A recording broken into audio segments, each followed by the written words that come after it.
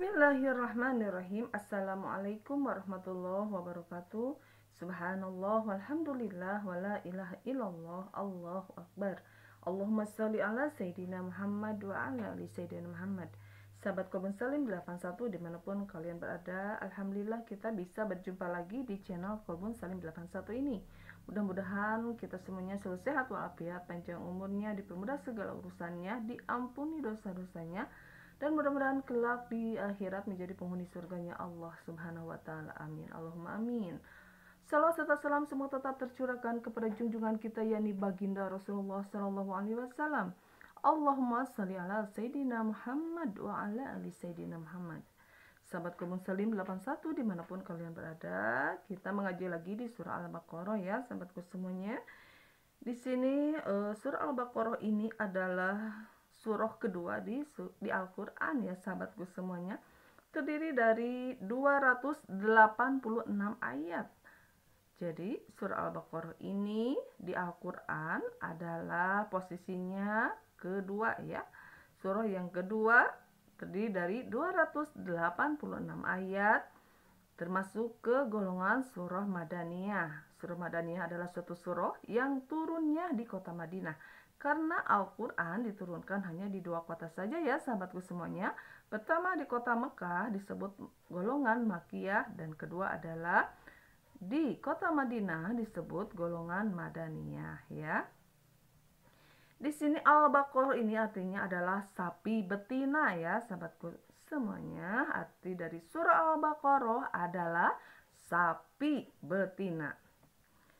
Yuk kita mengaji ya, sahabatku semuanya, di surah Al-Baqarah ayat 1 sampai ayat 5. A'udzu billahi minas syaitonir rajim. Bismillahirrahmanirrahim. Alif lam mim. Zalikal kitabu la raiba fihi hudal lil muttaqin allazina yu'minuna bil ghaibi wa yuqimuna as-salata wa mimma razaqnahum yunfikun wallazina yu'minuna bima unzila ilaika wa ma unzila min qablik wa bil akhirati hum yuqinun ulaika ala hudam mir rabbihim wa ulaika humul muflihun. Shadaqallahul azim. Nah, sahabat Kolbun Salim 81 dimanapun kalian berada, yuk kita belajar makna dari surah Al-Baqarah ini ya. A'udzu billahi minas syaitonir rajim. Aku berlindung kepada Allah dari godaan syaitan yang terkutuk. Bismillahirrahmanirrahim. Dengan nama Allah yang Maha Pengasih lagi Maha Penyayang. Alif lam mim. Walau alam bisawab, semua artinya itu hanya hak Allah. Zalikal kitabu la raiba fihi hudal lil muttaqin. Ayat keduanya, kitab Al-Quran ini tidak ada keraguan padanya, petunjuk bagi mereka yang bertakwa. Itu poin kedua ya di surah Al-Baqarah ya, sahabatku semuanya. Ini Allah yang berfirman ya, bahwa kitab Al-Quran ini tidak ada keraguan padanya, petunjuk bagi mereka yang bertakwa. Masuk ayat ketiga. Allazina yu'minuna bil ghaibi wa yuqimuna as-salata wa mimma razaqnahum yunfiqun. yang artinya adalah yaitu mereka yang beriman kepada yang gaib, melaksanakan sholat, dan menginfakkan sebagian rezeki yang kami berikan kepada mereka. Wallazina yu'minuna bima unzila ilaika wa ma unzila min qablik wa bil akhirati hum yuqinun. Dan mereka beriman kepada Al-Quran yang diturunkan kepadamu Muhammad dan kitab-kitab yang telah diturunkan sebelum engkau. Dan mereka yakin akan adanya akhirat. Ayat kelima. Ulaika ala hudam mir rabbihim wa ulaika humul muflihun. Mereka yang mendapat petunjuk dari Tuhannya dan mereka itulah orang-orang yang beruntung. Nah, itu ya sahabatku semuanya isi dari kandungan surah Al-Baqarah ya. Artinya, maknanya dari surah Al-Baqarah ayat 1 sampai ayat 5 ya, sahabatku semuanya. Di sini Allah Subhanahu wa taala ya sudah memberikan firman-Nya untuk kita semuanya ya. Karena Al-Qur'an ini dari Allah Subhanahu wa taala petunjuk untuk seluruh alam ya, sahabatku semuanya. Kitab Al-Quran ini tidak ada keraguan padanya, petunjuk bagi mereka yang bertakwa. Intinya orang yang menjalankan semua dari peraturan yang ada di Al-Quran ini ya, ciri itu orang yang bertakwa ya. Tetapi jika ada yang melanggar dari aturan Al-Quran, berarti bukan orang yang bertakwa tetapi fasik ya. Fasik itu tidak menuruti aturan firman dari Allah Subhanahu wa taala. Selanjutnya, sahabatku semuanya, di ayat ketiganya, yaitu mereka yang beriman kepada yang gaib. Arti iman di sini adalah percaya ya, sahabatku semuanya, bahwa Allah Subhanahu wa taala itu ada walaupun kita tidak bisa melihat Allah. Tetapi kita yakin bahwa Allah melihat semua hamba-hambanya karena dialah Allah yang menciptakan kita semuanya ya. Jadi walaupun Allah nggak kelihatan gaib, kita yakini, kita imani bahwa Allah itu ada, Allah melihat kita, apa yang telah kita kerjakan, dan Allah juga mengetahui isi hati setiap manusia ya, karena dialah Allah yang menciptakan manusia tersebut, kita ya sahabatku semuanya. Nah kita di sini sekali lagi kita harus yakin percaya bahwa Allah Maha melihat setiap hamba-hambanya ya, sahabatku semuanya. Poin yang kedua yaitu melaksanakan sholat. Nah, setelah kita percaya kepada Allah ya, yang gaib ya, nggak kelihatan, tapi kita yakini bahwa Allah ada dan kita mau melaksanakan sholat ya. Nah, jika kita mengaku seorang muslim, orang Islam, wajib hukumnya kita sholat ya. Jangan sampai kita mengaku orang muslim tapi sholat tidak dikerjakan ya. Itu berarti kita masuk ke dalam golongan kafir ya, atau fasik ya, sahabatku semuanya. Selanjutnya poin yang ketiga yaitu dan menginfakkan. Menginfakkan itu berarti kita memberi uang ya, sahabatku semuanya, sebagian rezeki yang kami berikan kepada mereka. Jadi kita kerja ya, otomatis kita ada penghasilan ya berupa uang gitu ya. Kita wajib berinfak ya, mengeluarkan harta kita di jalan yang Allah ridho. Nah itu ya, itu termasuk ke orang-orang yang bertakwa di hadapan Allah Subhanahu wa taala. Yang pertama, iman kepada Allah. Yang kedua, melaksanakan sholat. Yang ketiga adalah menginfakkan sebagian rezeki yang kami berikan kepada mereka, itu kata Allah ya. Dan yang selanjutnya sahabatku semuanya, dan mereka beriman kepada Al-Quran yang diturunkan kepada Muhammad. Nah ini ya Al-Quran.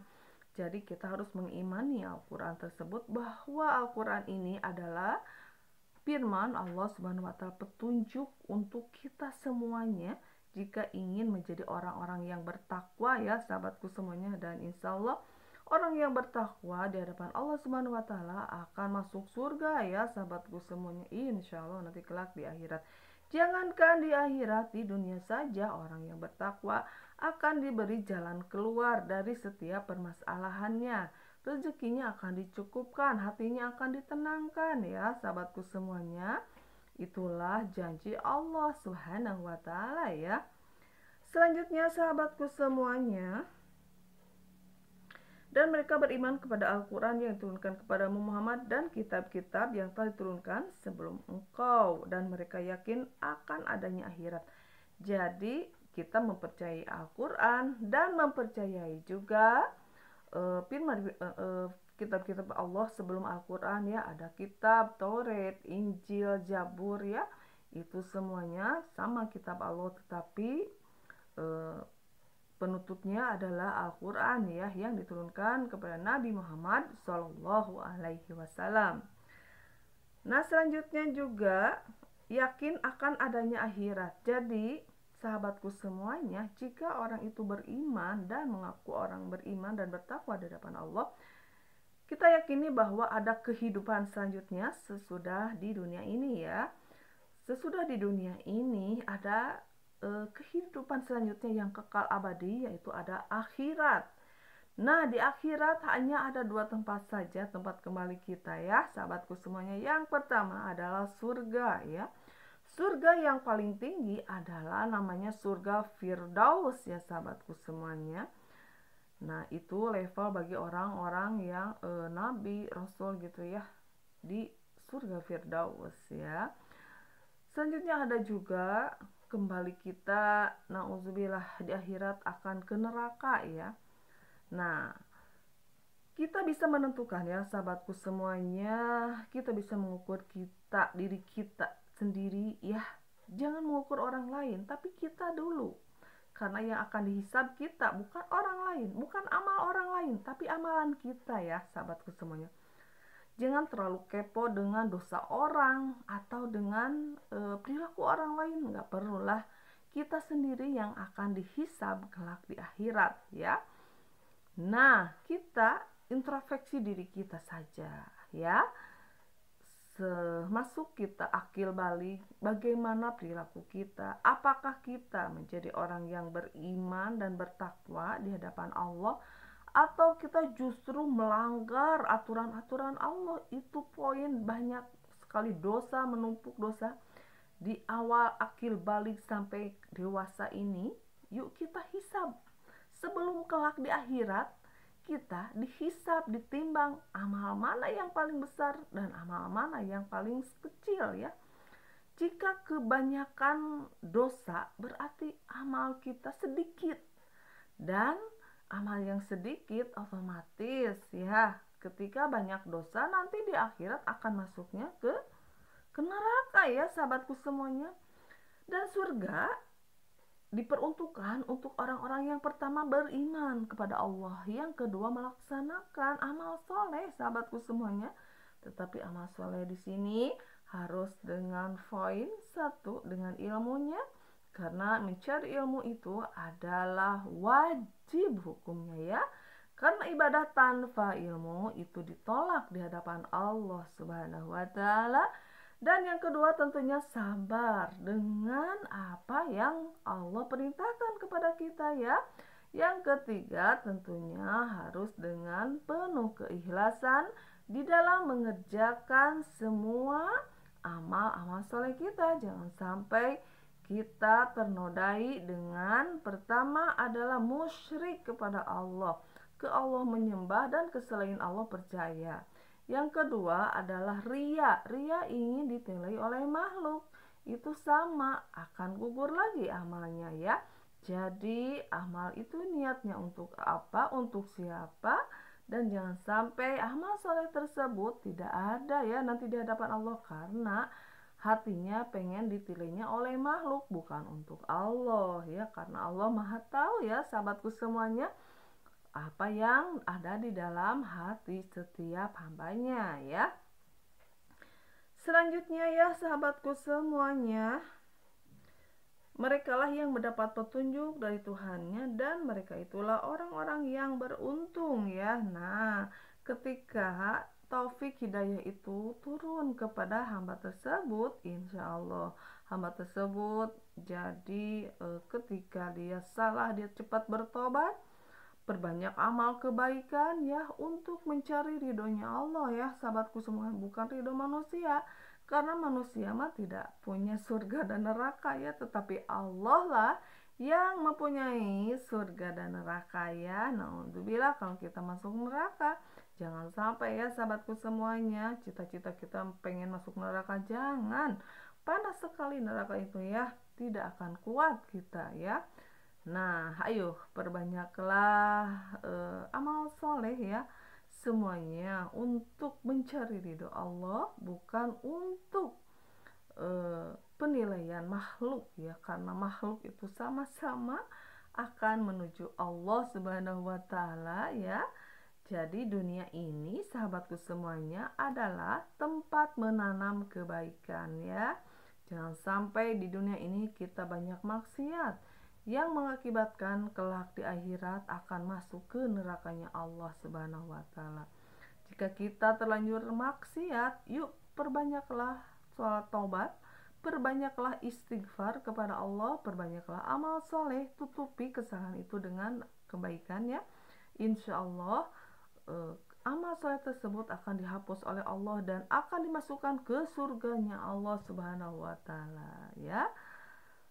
Nah, sekian dulu ya sahabat-sahabatku semuanya, mudah-mudahan ilmu ini bermanfaat ya, khususnya untuk saya pribadi bisa mengamalkannya, umumnya untuk kalian semuanya yang mendengarkan di sana ya. Mudah-mudahan Allah Subhanahu wa taala memberikan taufik dan hidayah kepada kita semuanya, dan kita meninggal dalam keadaan husnul khotimah dan masuk surganya Allah Subhanahu wa taala kelak di akhirat ya sahabatku semuanya. Terima kasih sahabatku semuanya. Jangan lupa di like, subscribe, dan komennya. Billahi taufiq wal hidayah. Wassalamualaikum warahmatullahi wabarakatuh. Allahumma sholli ala Sayyidina Muhammad wa ala ali Sayyidina Muhammad.